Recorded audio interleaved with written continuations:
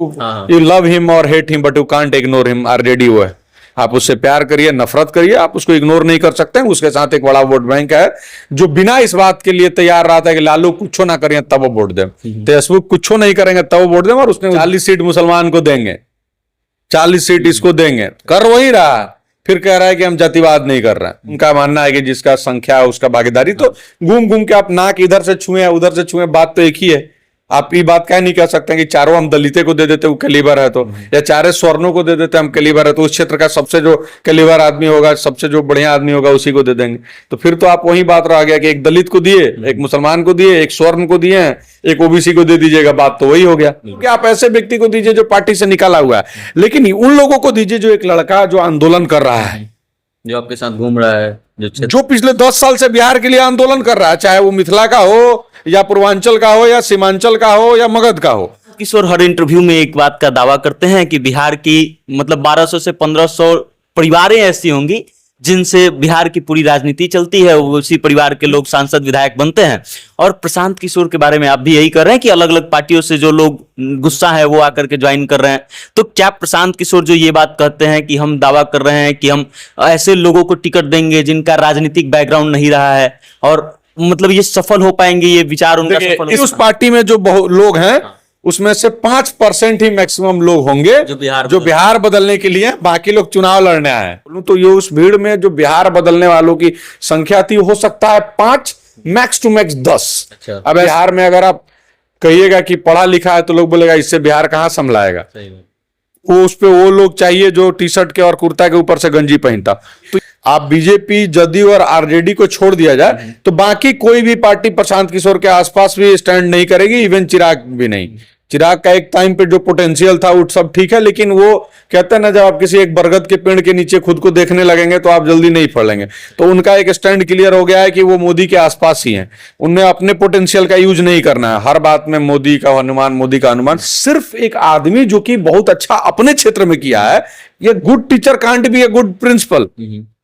सही बात है, ये कोई जरूरी नहीं है एक बहुत अच्छा जो टीचर है मैथ का वो प्रिंसिपल हो जाए, एडमिनिस्ट्रेशन संभाल ले, ऐसा नहीं हो सकता। तो एक बहुत अच्छा शिक्षक या एक बहुत अच्छा चिकित्सक या एक बहुत अच्छा जिसने देश में कमांड किया वो व्यक्ति एक बढ़िया राजनेता हो जाए, इसकी कोई गारंटी नहीं है। एक बात का आरोप नीतीश कुमार पर हर विपक्ष की पार्टी लगाती है, भाजपा भी जब विपक्ष में रहती है तो लगाती है कि नीतीश कुमार के शासनकाल में अफसरशाही चलती है, नीतीश कुमार से ज्यादा अफसरों का चलता है। और राजद भी इस बात का आरोप लगा चुकी है। इनफैक्ट प्रशांत किशोर तक इस बात का दावा कर चुके हैं कि 4 रिटायर्ड आईएएस अधिकारी हैं, आईएएस आईपीएस अधिकारी जो नीतीश कुमार के इर्द गिर्द बैठ करके शासन संभालते हैं। लेकिन एक चीज जो हम लोगों ने देखा है बार बार कि प्रशांत किशोर की पार्टी में जिन लोगों को ज्यादा महत्व दिया जा रहा है वो या तो रिटायर्ड आईएएस अधिकारी रह रहे हैं, आईएफएस अधिकारी रह रहे हैं, या फिर किसी बड़े पद से रिटायर होकर के आ रहे हैं। तो क्या लगता है कि जिस बात का आरोप नीतीश कुमार पर थोपा जाता है कि अफसरशाही चलती है उनकी सरकार में, वही चीज प्रशांत किशोर भी अपना रहे हैं। प्रशांत किशोर जब भी इंटरव्यू देते हैं तो इस बात का दावा करते हैं कि इस बार जो लड़ाई होगी 2025 का विधानसभा चुनाव का, वो एनडीए वर्सेस जनसुराज होगा। राजद जो है तीसरे नंबर की पार्टी रहेगी। मतलब वो कह रहे हैं कि राजद जो है अस्तित्व में नहीं है, राजनीति राजद के बस की बात नहीं है, या फिर तेजस्वी यादव को कमजोर आंक रहे हैं। तो कितना सही आकलन है? नहीं। 2025 विधानसभा चुनाव से पहले बिहार में एक और राजनीतिक दल अपना अस्तित्व खड़ा कर रही है और उस राजनीतिक दल का नाम है जनसुराज। वो प्रशांत किशोर जो पिछले 2 सालों से बिहार में पदयात्रा कर रहे हैं, लोगों को बता रहे हैं कि आप वोट देते समय सही व्यक्ति को वोट नहीं देते हैं। उनकी अग्नि परीक्षा जो है इस बार बिहार विधानसभा चुनाव 2025 से पहले बिहार में होने वाले 4 विधानसभा सीटों के उपचुनाव में होने वाली है।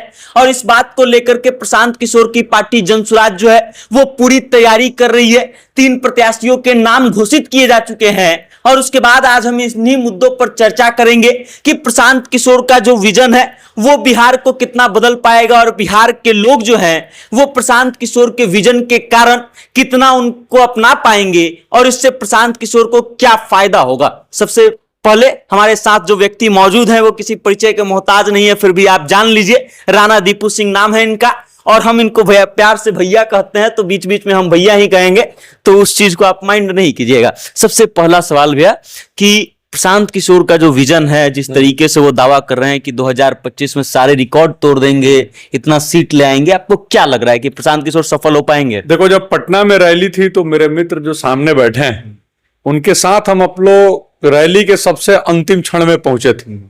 और इस बात को कहने में मैंने एक वीडियो भी किया था, कोई गुरेज नहीं है कि एक बड़ी संख्या में भीड़ आई थी, और वो भीड़ इस नाम पे आई थी कि वो प्रशांत किशोर ने भीड़ बुलाई थी। बिहार में जो भी रैली लगभग हुई है वो बीजेपी करती है तो धर्म के नाम पे करती है, आरजेडी, जदयू या तमाम अलग अलग पार्टियां, चाहे रामविलास की पार्टी, वो अलग अलग पार्टियां जो है अपने अपने माझी की, अपनी जाति की पार्टी है, कुशवाहा साहब, हाँ, तो या तो जात के नाम पर भीड़ आई थी या तो धर्म के नाम पे आई। लेकिन प्रशांत किशोर का इस बात के लिए प्रशंसा किया जाना चाहिए, और मैंने किया भी, कि उन्होंने अपने नाम पर एक बड़ी संख्या की भीड़ बुलाई। लेकिन सवाल यह है कि वो भीड़ क्यों आई? भीड़ को क्या सच में बिहार बदलने का उम्मीद था? तो मेरा ये सवाल, मैं आप अगर बोलूं तो ये उस भीड़ में जो बिहार बदलने वालों की संख्या थी, हो सकता है 5, मैक्स टू मैक्स 10। अच्छा। अब ऐसा क्यों? क्योंकि वो भीड़ सिर्फ प्रशांत किशोर नहीं लेके आए थे। प्रशांत किशोर की पार्टी से टिकट की इच्छा रखने वाले वो लोग कम से कम 100, 200, 50 बस में अपना अपना भीड़ भर के उसी तरीके से लाए थे जैसे बाकी राजनीतिक दल लाता है। अब दूसरा बात, किसी प्रशांत किशोर के थॉट ऑफ प्रोसेस के बदल जाने से कि हम बिहार बदल रहे हैं, सारा लोग उसको नहीं मान लेगा। मैंने पहले भी एक बात कहा कि आप पार्टी में लोगों का देखिए कि उनका विजन क्लियर है, जात पात से नहीं है, वो क्रिमिनल लोगों को नहीं दे रहे हैं, पढ़े लिखे लोगों को, सब कुछ ठीक है।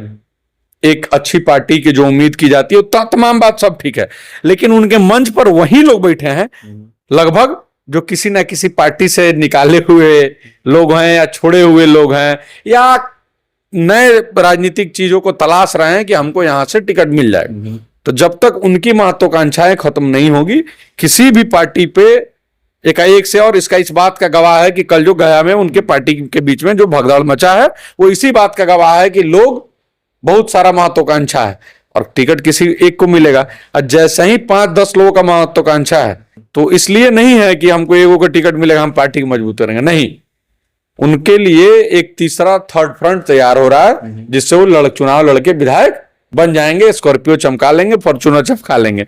अब उनको जब नहीं मिलेगा और उसमें से किसी एक ऐसा आदमी को मिल जाएगा जिसके लोग नेता मानता ही नहीं है, जैसे जो लोग अच्छे लोगों को टिकट दिए, इस पे भी खैर अलग बात है। तो ये इस तरह की चीजें होंगी, यही मुश्किल है प्रशांत किशोर के लिए। और अगर इस टफ सिचुएशन से देखिए, दिल्ली और बिहार में बहुत अंतर है। दिल्ली में जो केजरीवाल ने किया वो अलग चीज है, क्योंकि दिल्ली में एक तबका जो है वो दूसरे तरह से की राजनीति करता है। खुद प्रशांत किशोर इस बात को मानते हैं कि बिहार में अगर आप कहिएगा कि पढ़ा लिखा है तो लोग बोलेगा इससे बिहार कहां संभलाएगा। वो उस पे वो लोग चाहिए जो टी शर्ट के और कुर्ता के ऊपर से गंजी पहनता। तो ये चैलेंज वो जो कहते थे उनके लिए खुद है, तो अब ये मुश्किल है। अच्छा, एक सवाल जो प्रशांत किशोर को लेकर के अक्सर लोगों के दिमाग में आता है कि तमाम राजनीतिक पार्टियां आई, कई नए राजनीतिक पार्टी हम देख चुके हैं बिहार में जो आई और चली गई। पुष्पम प्रिया चौधरी का आप नाम ले लीजिए, मुकेश सहनी कुछ स्टैंड कर रहे हैं, 2-3 सीटें हर बार इधर उधर जाकर के ले आते हैं, लेकिन क्या प्रशांत किशोर की स्थिति इन पार्टियों से बेहतर हो पाएगी? डेफिनेटली, नो डाउट, क्योंकि उनका विजन क्लियर है। विजन ये क्लियर है कि अपने को पूरे सीट पे अकेले चुनाव लड़ना है। तो देखिए, जो लोग रगड़ेगा ना, बोलते जो चिराग रगड़ाता है वहीं प्रकाश देता है, तो वो रगड़ने के लिए अपने आप को तैयार है। पिछले 2 साल से पदयात्रा करके रगड़ भी रहे हैं, उसमें से कोई डाउट नहीं है कि आप बीजेपी, जदयू और आरजेडी को छोड़ दिया जाए तो बाकी कोई भी पार्टी प्रशांत किशोर के आसपास भी स्टैंड नहीं करेगी, इवन चिराग भी नहीं। चिराग का एक टाइम पे जो पोटेंशियल था वो सब ठीक है, लेकिन वो कहते हैं ना, जब आप किसी एक बरगद के पेड़ के नीचे खुद को देखने लगेंगे तो आप जल्दी नहीं फड़ेंगे।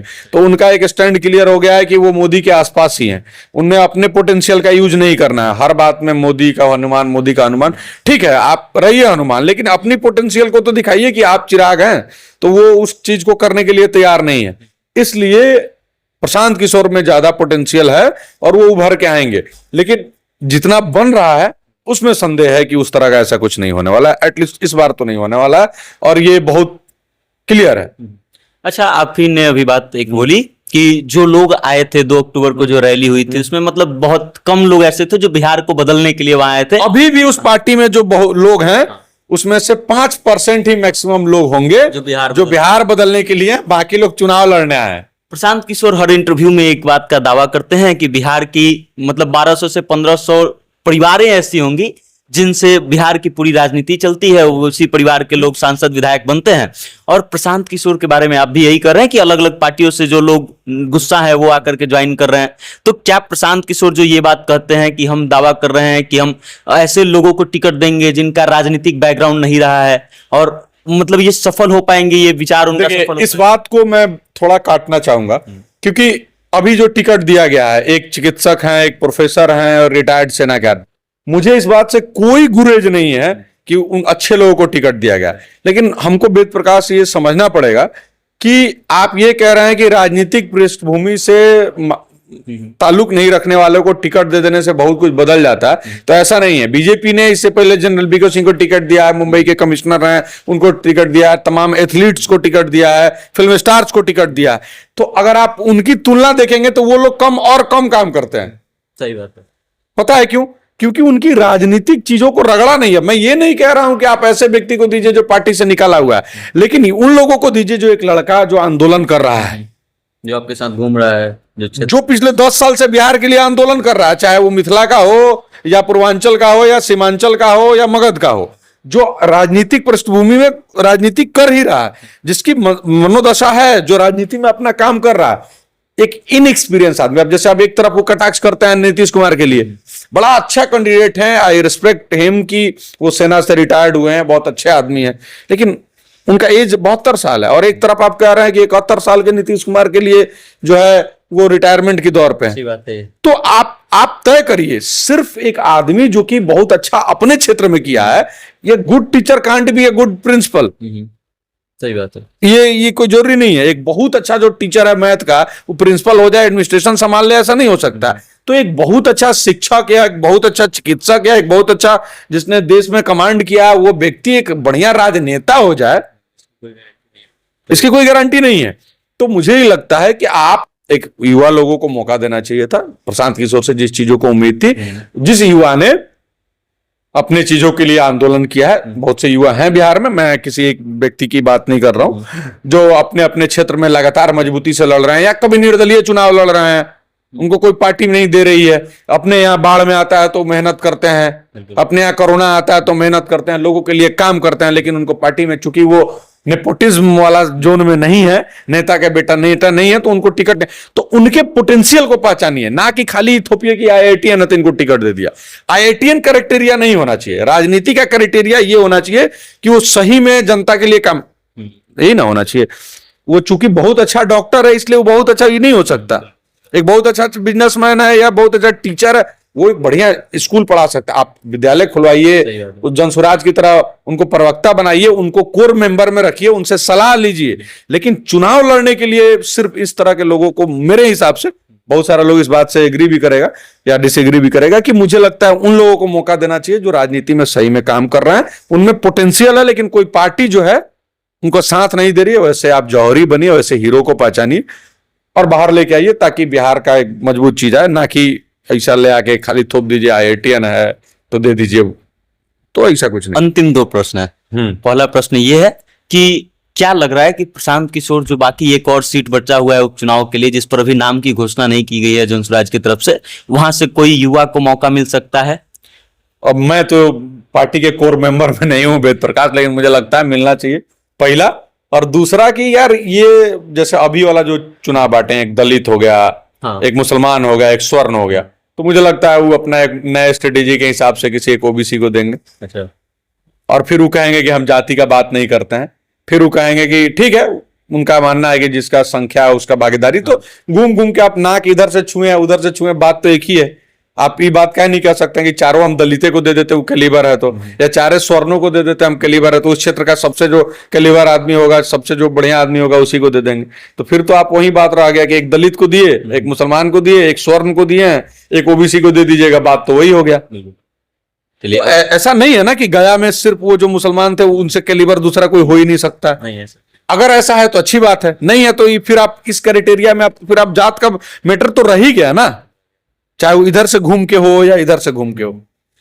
चलिए अंतिम प्रश्न है एक बात का आरोप नीतीश कुमार पर हर विपक्ष की पार्टी लगाती है, भाजपा भी जब विपक्ष में रहती है तो लगाती है कि नीतीश कुमार के शासनकाल में अफसरशाही चलती है, नीतीश कुमार से ज्यादा अफसरों का चलता है। और राजद भी इस बात का आरोप लगा चुकी है, इनफैक्ट प्रशांत किशोर तक इस बात का दावा कर चुके हैं कि 4 रिटायर्ड आईएएस अधिकारी हैं, आईएएस आईपीएस अधिकारी जो नीतीश कुमार के इर्द गिर्द बैठ करके शासन संभालते हैं। लेकिन एक चीज जो हम लोगों ने देखा है बार बार कि प्रशांत किशोर की पार्टी में जिन लोगों को ज्यादा महत्व दिया जा रहा है वो या तो रिटायर्ड आईएएस अधिकारी रह रहे हैं, आईएफएस अधिकारी रह रहे हैं, या फिर किसी बड़े पद से रिटायर होकर के आ रहे हैं।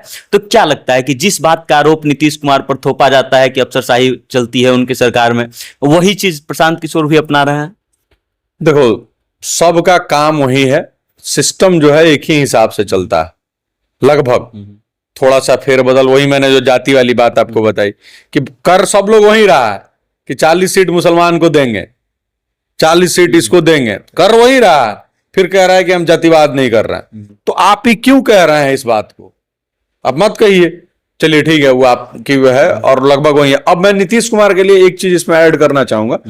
नीतीश कुमार में लाख बुराई हो सकता है, वो भ्रष्ट आदमी नहीं है, उस व्यक्ति पर एक भी करप्शन का चार्ज नहीं लगा। मैं उनकी बहुत सारी चीजों के लिए मैं डिसएग्री करता हूं, लेकिन यह बात मानना होगा कि नीतीश कुमार पर पर्सनली करप्शन का एक भी चार्ज नहीं लगा है। उसने अपने पीढ़ी को आगे राजनीति में, नेपोटिज्म में नहीं झोंका है। 2 और तीसरा, नीतीश कुमार इस पूरे देश के इंक्लूडिंग योगी आदित्यनाथ सबसे लोकतांत्रिक मुख्यमंत्री है। बिल्कुल। जो आप नीतीश कुमार को यहां बैठ के आप तमाम पत्रकार लोग कहते हैं कि लानत स्वीकार करिए, नीतीश कुमार आप पे लानत है, आप बेकार। नीतीश कुमार ने किसी एक आदमी पे कार्रवाई नहीं किया होगा, चाहे लेकिन अब रेड्डी का सरकार आ जाए या बीजेपी का, आप तुरंत देखिए, तुरंत कार्रवाई हो जाएगा। तो नीतीश कुमार लोकतांत्रिक मुख्यमंत्री है, अनडाउटली भ्रष्ट नहीं है, और उसने अपने नेपोटिज्म को बढ़ावा नहीं दिया है। इन 3 कामों में नीतीश कुमार की सराहना की जानी चाहिए। और बिहार के उस दौर से जिसमें निकाला है, जंगल राज का दौर, हाँ, जो निकाला है, उसके लिए भी उसकी सराहना की जाए। अब ये जरूरी है कि नीतीश कुमार बदले जाएं, ये भी जरूरी है, क्योंकि अब जिस दौर पे आ गए हैं, चाहे एज फैक्टर कह लीजिए या बहुत सारा काम के लिए, अब नीतीश कुमार इस कैपेबल नहीं है कि वो बिहार को अपने स्थिति में संभाल पाए। तो ये बदलाव होना चाहिए बिहार में, किसी एक दूसरे को मौका मिलना चाहिए, चाहे वो प्रशांत किशोर को मिल जाए या किसी और नए चेहरे को मिल जाए, ये अलग बात है। बट नीतीश कुमार ने अपने लिए जो उनको करना था अच्छा कर चुके, जो पूरा कर चुके। अब नीतीश कुमार का दौर समाप्त। राजद का आपने नाम लिया, मुझे एक सवाल याद आ गया, ये अंतिम सवाल होगा पक्का वाला। प्रशांत किशोर जब भी इंटरव्यू देते हैं तो इस बात का दावा करते हैं कि इस बार जो लड़ाई होगी 2025 का विधानसभा चुनाव का, वो एनडीए वर्सेस जनसुराज होगा। राजद जो है तीसरे नंबर की पार्टी रहेगी। मतलब वो कह रहे हैं कि राजद जो है अस्तित्व में नहीं है, राजनीति राजद के बस की बात नहीं है, या फिर तेजस्वी यादव को कमजोर आंक रहे हैं। तो कितना सही आकलन है? नहीं, सब फालतू बात है इस पे। तो खैर राजनीति के बयानबाजी है, वो करना ही चाहिए भाई। अपने आप को मजबूत दिखाएंगे तभी ना लोग उनके साथ जुड़ेगा। अब वो कह देंगे कि हम चौथे नंबर की पार्टी हैं, लेकिन आरजेडी कभी कमजोर नहीं हो सकता। बीजेपी एक टाइम में बिहार में कमजोर हो सकता है, जदयू एक टाइम पे कमजोर हो सकता है, लेकिन जिसको भी लड़ना होगा, लड़ना आरजेडी से ही होगा। उसका एक बड़ा वोट बैंक है जो कहीं नहीं जा रहा है, एक बड़ा वोट बैंक है जो लालू और तेजस्वी के साथ रहता है, वो रहेगा ही, इसमें से कहीं बट नहीं है, और उसको लड़ना पड़ेगा। हाँ, अगर ये जो चुनाव जनसुराज के लिए बार बार बोल रहे हैं कि हम 40 को मुसलमान को टिकट देंगे, तो उस मुसलमान वोट का सेंधमारी से हो सकता है कि वो कुछ कर पाए। लेकिन ये आप नहीं कह सकते हैं कि, मतलब वो नहीं कहते कि यू लव हिम और hate him but you can't ignore him. RJD वो है, आप उससे प्यार करिए, नफरत करिए, आप उसको इग्नोर नहीं कर सकते हैं। उसके साथ एक बड़ा वोट बैंक है जो बिना इस बात के लिए तैयार रहा था कि लालू कुछ ना करें तब वो वोट दें, तेजस्वी कुछ नहीं करेंगे तब वो वोट दें, और उसने वो दिया भी है, हर बार दिया है। तो उस वोट बैंक को आप क्रैक नहीं कर सकते हैं। चलिए, अब आप प्रशांत किशोर की राजनीति को लेकर के क्या सोचते हैं, अपनी राय कमेंट करके हम तक भेज दीजिएगा। और बाकी राणा दीपू भैया का बात आपको कैसा लगा, अपनी राय कमेंट कीजिएगा और बताइएगा। और देखते रहिएगा सत्ता से जनता तक। मेरा नाम वेद प्रकाश है, कैमरे के पीछे है सुशील। बहुत बहुत धन्यवाद।